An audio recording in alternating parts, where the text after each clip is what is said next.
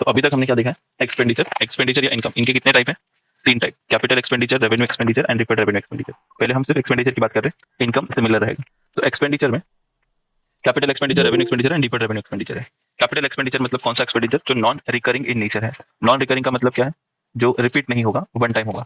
ऐसे एक्सपेंस से generally asset generate होता है, या तो नया असेट हमारा खरीदा हमने, उसको हम कौन सा एक्सपेंडिचर बोलेंगे, कैपिटल एक्सपेंडिचर, या हमने एग्जिस्टिंग असेट्स का ही एफिशिएंसी बढ़ाया, या उसमें ही कुछ ऐसा मॉडिफिकेशन किया जिससे उसका एफिशिएंसी बढ़ेगा, तो ऐसे खर्चे को भी हम क्या बोलेंगे, कैपिटल एक्सपेंडिचर। जैसे कि अगर एक मशीन है जो पहले 100 यूनिट बना रहा था, अब जब हमने उसमें नया एडवांस स्पेयर पार्ट लगाया, तब वो 150 यूनिट जनरेट करने लग गया। तो ऐसे अब ये जो नया स्पेयर पार्ट का खर्चा किया हमने, ऐसे एक्सपेंडिचर को हम बोलेंगे कैपिटल एक्सपेंडिचर। क्या हम उसको हर साल लगाएंगे क्या नया स्पेयर पार्ट, नहीं। तो हम वंस इन अ 5 ईयर या वंस इन अ 10 ईयर्स ये सब काम करते हैं। तो ऐसे खर्चे को हम क्या बोलेंगे, कैपिटल एक्सपेंडिचर। नेक्स्ट है रेवेन्यू एक्सपेंडिचर। रेवेन्यू एक्सपेंडिचर मतलब जो रिपीटेटिव है इन नेचर।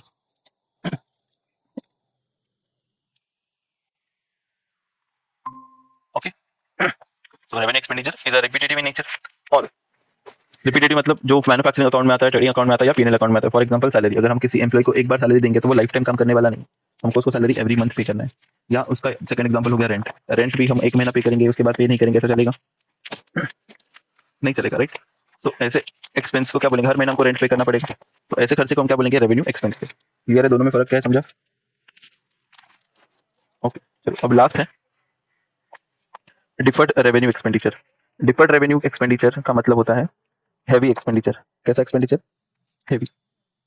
हैवी मतलब आपने 5 साल का खर्चा एक ही साल कर लिया, तो ऐसे एक्सपेंडिचर को क्या बोलेंगे, deferred revenue expenditure. For example अगर मैं बोल रहा हूँ कि मैंने रेंट पे कर दिया फैक्ट्री का या कोई भी ऑफिस का 5 साल के लिए, 5 साल के लिए हमने रेंट अभी के अभी पे कर दिया। सो ऐसे खर्चे को हम पीएनएल अकाउंट में नहीं लिखते, हम क्या करेंगे, इस फॉर एग्जाम्पल अगर हमने रेंट पे कर दिया 5 lakh rupees, 5 lakh rupees for 5 years, तो हर साल हम अपने को कितना रिकॉर्ड करना चाहिए, मतलब एक साल का कितना है, 1 लाख। 1 लाख। ठीक है, तो हर साल हमको 1 लाख ही रिकॉर्ड करना चाहिए इसमें से। तो हम क्या करते हैं, 5 लाख जो है वो असेट में लिखते हैं। ठीक है, 5 लाख जो है हम असेट में लिखते हैं, और इसमें से एवरी ईयर पीएनएल अकाउंट में हम डालते जाते 1 लाख। तो माइनस करेंगे पीएनएल अकाउंट, और 1 लाख यहाँ से माइनस करेंगे, और 1 लाख हम कहाँ पे डालते हैं, पीएनएल अकाउंट में। तो जो हमने हैवी एक्सपेंडिचर 5 लाख का किया है, उसका बेनिफिट हम 5 साल तक लेते रहेंगे। ये सेम हम करते रहेंगे कितने साल तक, 5 ईयर्स तक। ठीक है, नेक्स्ट ईयर जब असेट में आएगा, अब देखो 5 लाख माइनस 1 लाख, यहाँ पे कितना बचा, 4 लाख। तो नेक्स्ट ईयर क्या करोगे, असेट में कितना बचा होगा, 4 लाख बचा होगा। तो नेक्स्ट ईयर फिर से पीएनएल अकाउंट में कितना डालोगे, 1 लाख। 1 लाख। बैलेंस बचेगा 3 लाख, और यहाँ से पीएनएल में कितना जाएगा, पीएनएल अकाउंट में 1 लाख। तो ऐसे एक्सपेंडिचर को हम क्या बोलते हैं, डिफर्ड रेवेन्यू एक्सपेंडिचर, जिसका बेनिफिट हमको मोर देन 1 ईयर के लिए होता है। मगर हमने हैवी एक्सपेंडिचर इसी साल कर दिया, तो इसी साल पूरा का पूरा 5 लाख लिखना है क्या, नहीं। तो आपको क्या करना है, इसको स्प्लिट करना है, उसका जितना बेनिफिट होगा। जनरली हम ऐसे एक्सपेंडिचर को 5 ईयर्स तक लेके जाते हैं। अब इसका एग्जांपल क्या क्या है, इसका एग्जांपल है हैवी एडवर्टीजमेंट कर दिया आपने, जिसका बेनिफिट आपको 5 साल तक हो रहा है। या फिर आपने कोई शेयर इशू एक्सपेंस है, शेयर्स इशू करते हो, डिबेंचर्स इशू करते हो, उसका खर्चा। ठीक है, तो ये कुछ एग्जाम्पल है ऑफ डिफर्ड रेवेन्यू। ठीक है, जैसा एक्सपेंडिचर है वैसा ही इनकम भी है। जैसे इनकम, इनकम में आता है नॉन रिकरिंग इनकम। देखो जो शेयर कैपिटल है, कंपनी हर रोज शेयर से पैसा रिलीज नहीं करती है। कंपनी ने एक बार शेयर दे दिया, तो अब वो नेक्स्ट टाइम 2 4 5 साल के बाद वो शेयर इशू करती है। ठीक है, या इशू भी नहीं करती लाइफ टाइम तक कभी कभी। तो ऐसा जो खर्चा है वो कौन सा खर्चा है, कैपिटल, सॉरी, ऐसा जो इनकम है कंपनी के लिए, दैट इज कैपिटल इनकम। अगर आपको याद होगा, कैपिटल इनकम के लिए अगर आपको याद होगा, आपने लास्ट ईयर एनपीओ किया था, पता है एनपीओ में एक एंट्रेंस फीस आता है। एंट्रेंस फीस आप क्या करते थे कि एडजस्टमेंट आता था, बोला जाता था कि 50% कैपिटलाइज्ड, कुछ याद है ऐसा। तो आप इसको क्या करते थे पता है, बैलेंस शीट में लायबिलिटी में लिखते थे, एंट्रेंस फीस। ठीक है, एंट्रेंस फीस मतलब क्या, अगर आपको किसी क्लब का मेंबर बनना है या एनपीओ का मेंबर बनना है, तो आपसे 2 टाइप का फीस दिया जाता है, एक है एंट्रेंस फीस और एक है सब्सक्रिप्शन फीस। ठीक है, एक है एंट्रेंस फीस और एक क्या है, सब्सक्रिप्शन। सब्सक्रिप्शन फीस आपको हर साल भरना है। ठीक है, ये आपको एवरी ईयर पे करना है। और एंट्रेंस फीस आपको क्लब में एंट्री एक ही बार होगा, आप जब रजिस्टर करते हो। ठीक है, आपका जब नाम रजिस्टर होगा, तो रजिस्ट्रेशन नाम एक ही बार होगा ना, कि हर साल रजिस्टर करना पड़ेगा, आपको एक ही बार रजिस्टर करना है, राइट। तो ऐसा जो क्लब को इनकम आता है, ऐसा इनकम जो एक ही बार आएगा, उसको, उस इनकम को हम क्या बोलते हैं, कैपिटल इनकम। या बाद में अगर ऐसा इनकम जो एवरी ईयर आने वाला है या एवरी मंथ आने वाला है, ऐसे इनकम को हम क्या बोलेंगे, रेवेन्यू। Revenue income. अब ये 5 लाख वाला एग्जाम्पल, ये 5 लाख हमने पे किया, राइट। तो जिसको मिला है ये 5 लाख, जिसको ये 5 लाख मिला है, उसके लिए ये डिफर्ड रेवेन्यू इनकम है। क्यों, क्योंकि उसको 5 साल अभी कोई इनकम आने वाला नहीं है, तो ये 5 लाख में से वो एवरी ईयर कितना लेते रहेगा, 1 lakh 1 lakh 1 lakh in his PNL account, समझा। ये कहाँ पे दिखाएगा, ये लायबिलिटी साइड दिखाएगा कि advance received, advance for 5 year 1 lakh यहाँ से माइनस करेगा और ये पीएनएल अकाउंट के क्रेडिट में लिखेगा, बिकॉज इसके लिए तो इनकम है 1 लाख, फिर बैलेंस बचा 4 लाख, फिर नेक्स्ट ईयर 4 लाख में से माइनस होगा 1 लाख, फिर बैलेंस बच, फिर पीएनएल अकाउंट में 1 लाख रहेगा, फिर बैलेंस यहाँ पे कितना बचा 3 लाख। ऐसे इनकम को क्या बोलेंगे हम, डिफर्ड रेवेन्यू इनकम। अगर खर्चा करोगे ऐसा हैवी एक्सपेंडिचर तो डिफर्ड रेवेन्यू एक्सपेंडिचर। अगर आप एक साथ पैसा ले रहे हो किसी से 5 साल के लिए तो ऐसे इनकम को हम क्या बोलेंगे, डिफर्ड रेवेन्यू इनकम। क्लियर है, ये कॉन्सेप्ट समझ में आ गया क्या करना है अपने को, राइट। तो अपने को सम्स कैसे आएंगे, आपको जो सम्स है वो किस तरीके के आएंगे जरा देखो, ठीक है।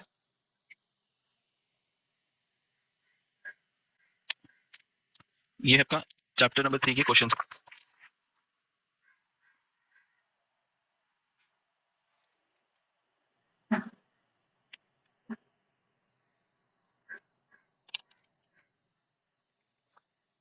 ओके देखो, अब ये कुछ एग्जांपल है, आपको बस क्या बताना है, कैपिटल है, रेवेन्यू है या डिफर्ड रेवेन्यू।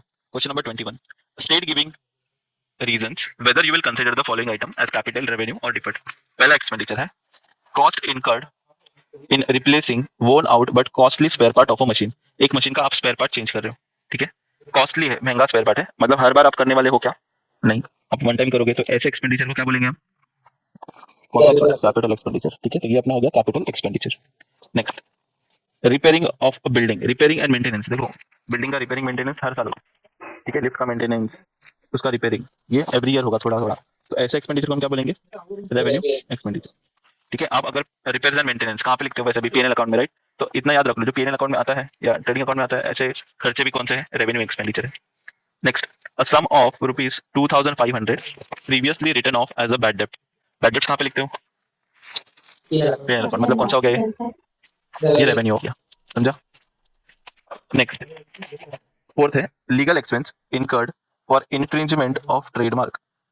ये जो है इन्फ्रिंजमेंट ऑफ ट्रेडमार्क, मतलब आपको एक इंटेंजिबल असेट्स का बेनिफिट लेने के लिए आपने कोई खर्चा किया है, लीगल एक्सपेंस। अब ट्रेडमार्क से आपको फ्यूचर ईयर में बेनिफिट्स आएगा, तो ये it can be a deferred revenue और it can be a capital. ये जरूरी नहीं है कि ये डिफर्ड रेवेन्यू ही हो, अगर ये ट्रेडमार्क आपके पास लाइफ टाइम रहता है तो आप इसको एज अ कैपिटल एक्सपेंडिचर भी लिख सकते हो, ठीक है। या फिर अगर आपके पास ये लाइफ टाइम नहीं है या 5 to 6 ईयर का ही बेनिफिट है तो आप इसको बोल सकते हो deferred revenue expenditure. Next, 2500 spend for replacing electric motor of a machinery. एक मशीन का आपने स्पेयर पार्ट चेंज कर दिया 25,000 स्पेंड करके, कौन सा एक्सपेंडिचर होगा ये, स्पेयर पार्ट चेंज करना, कैपिटल एक्सपेंडिचर, ठीक है। Next, travelling expense of a director for going to Germany to purchase a new machinery. नया मशीनरी खरीदने के लिए आपने ट्रैवलिंग एक्सपेंस किया, तो नए मशीन से रिलेटेड जो भी खर्चा है, इंस्टॉलेशन तक का जो भी खर्चा है, वो सारा क्या होता है, कैपिटल एक्सपेंडिचर होता है, ठीक है। Next, uniform of staff, uniform हर साल दिया जाता है स्टाफ को, ये कौन सा एक्सपेंडिचर है, रेवेन्यू, ठीक है। तो आपको बस एग्जाम में क्या करना है, कैपिटल है तो कैपिटल लिखना है, रेवेन्यू है तो रेवेन्यू लिखना है, ओके, कैपिटल रेवेन्यू। देखो अब ये एक, अगर मैंने क्वेश्चन डाला तो ये 1 इज फॉर 1 मार्क, अगर ऐसा मैं 8 डालता हूँ या 7 डालता हूँ तो ये 7 to 8 मार्क्स का क्वेश्चन हो जाएगा, ओके। और ये इसमें से एक ना एक आपको एग्जाम में आने ही वाला है फॉर 7 to 8 मार्क्स, तो इसके एग्जाम्पल्स देख लेना सारे, ठीक है। चलो और 2-3 एग्जाम्पल्स इसके करते हैं एंड देन फिर आपको घर पे जरा देख लेना, इसमें से पढ़ लेना। चलो एक एक करके देखते हैं। 3500 paid as installation charges for newly purchased machinery. मैंने क्या बोला, मशीनरी इंस्टॉल होने तक का सारा खर्चा, मशीनरी इंस्टॉल होने तक का सारा खर्चा कौन सा खर्चा है, कैपिटल एक्सपेंडिचर। तो ये इंस्टॉलेशन चार्जेस ही है, तो ये क्या होगा, कैपिटल एक्सपेंडिचर, ठीक है। नेक्स्ट, 500 रिसीव्ड, अब देखो रिसीव्ड है, इनकम ही है, received as interest on investment. अगर आपने एफडी रखा है तो इन्वेस्टमेंट पे इंटरेस्ट हर साल ही आएगा ना, अगर 5 साल के लिए एफडी है तो इंटरेस्ट आपको हर साल के लिए आता है, राइट। तो ये कौन सा इनकम हो गया, रेवेन्यू इनकम। एक बात याद रखना, रेवेन्यू इनकम है या कैपिटल एक्सपेंडिचर है या इनकम, वो भी लिखना साथ में। Next, company made sale of goods, sale कहाँ पे लिखते हो, ट्रेडिंग अकाउंट, मतलब ये कौन सा हो गया, रेवेन्यू इनकम, राइट। हर साल आएगा ना, इन सेल तो हर बार करोगे, रिपीट होने वाला है ये इनकम, ये कौन सा इनकम हो गया, revenue income. Next, heavy expenditure है ये, हैवी एक्सपेंडिचर मतलब कौन सा, डिफर्ड रेवेन्यू, करेक्ट है, डिफर्ड रेवेन्यू एक्सपेंडिचर, समझ रहा है तुमको, ठीक है। अगर तुमको बोला है रीजन के साथ लिखो, तो आप रीजन में क्या लिख सकते हो, रीजन में आप अगर कैपिटल लिख रहे हो तो उसका रीजन लिख सकते हो नॉन रिकरिंग इन नेचर। अगर आप रेवेन्यू एक्सपेंडिचर लिख रहे हो तो आप क्या लिख सकते हो रीजन में, it is recurring in nature, ठीक है। दैट ये इतना रीजन इनफ हो गया। अगर आप लिखते हो रिफर्ड रेवेन्यू तो आप क्या लिखोगे, इट इज हैवी एक्सपेंडिचर, ठीक है, समझ रहे हैं, जिसका आपको लॉन्ग टर्म बेनिफिट मिलेगा। देखो क्या लिखना है, ये रीजन याद कर लो, have long term benefit but इससे कोई असेट जनरेट नहीं हुआ, ठीक है, have long term benefit but not a reflection in any fixed asset. तो ऐसे एक्सपेंडिचर को बोलेंगे डिफर्ड रेवेन्यू एक्सपेंडिचर। चलो दो दो सम्स और देखते हैं, फिर हम लोग नेक्स्ट टॉपिक पे जाते हैं। पहला heavy advertising expenditure. Heavy advertising मतलब डिफर्ड रेवेन्यू एक्सपेंडिचर, ठीक है। कॉपीराइट, कॉपीराइट मतलब तुम्हारा इनटेंजिबल असेट है, असेट है मतलब कौन सा expenditure, capital, okay. Repainting of a building, building को पेंट करवाना पड़ता है एवरी ईयर, सो ये कौन सा एक्सपेंडिचर हो गया, revenue expenditure. Profit of 10,000 earn by selling an investment, investment बेच के अगर प्रॉफिट आता है, ये एक्चुअली डिपेंड्स है। देखो प्रॉफिट एंड लॉस जो भी है ऑन सेल ऑफ असेट आप कहाँ पे लिखते हो, पीएनएल अकाउंट में, तो कौन सा इनकम है ये, revenue. Legal expenses incurred by publisher in defamation suit, legal expenses incurred by publisher in defamation suit, revenue expenditure. Next renewal of factory licence, factory licence भी हर साल रिन्यू करवाना पड़ता है, तो कौन सा एक्सपेंस है, revenue. Replacement of wooden platform for machinery with concrete, ये कैपिटल, ठीक है। इसका मीनिंग क्या है, पहले एक मशीन था जो वुडन प्लेटफॉर्म के ऊपर बेस्ड था, ठीक है, ये मशीन है इसके ऊपर ये वुडन वाला है, अब वुडन का हटा के आपने कॉन्क्रीट पक्का वाला लगा दिया यहाँ पे, ठीक है, ये प्लेटफॉर्म चेंज कर दिया। आप क्या हर साल करने वाले हो खर्चा, नहीं, ये एक ही बार होगा, ठीक है, ये कौन सा एक्सपेंडिचर, कैपिटल एक्सपेंडिचर। चलो और एक सम देख लेते हैं, professional fees paid in connection with acquisition of lease hold premises, premises मतलब असेट, असेट खरीदने के लिए आपने कोई खर्चा किया, मैंने बोला ना असेट को इंस्टॉल यूज करने तक, इंस्टॉल एंड यूज करने तक का जो भी खर्चा है कौन सा एक्सपेंडिचर है, capital.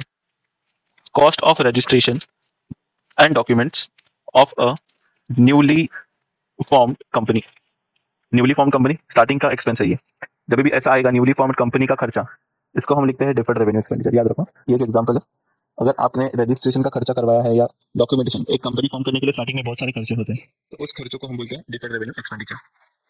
Compensation paid to a retrenched employee for loss of employment, compensation paid to a retrenched employee मतलब जिस एम्प्लॉय को हमने निकाला है या बिजनेस बंद करने की वजह से या बिजनेस कम होने की वजह से अगर हम निकाल रहे हैं उनको, तो compensation paid to employ, employ को जो भी हम देते हैं वो सैलरी होता है, एंड सैलरी को कहाँ पे लिखते हो, पीएनएल अकाउंट डेबिट साइड, तो PNL account debit side revenue.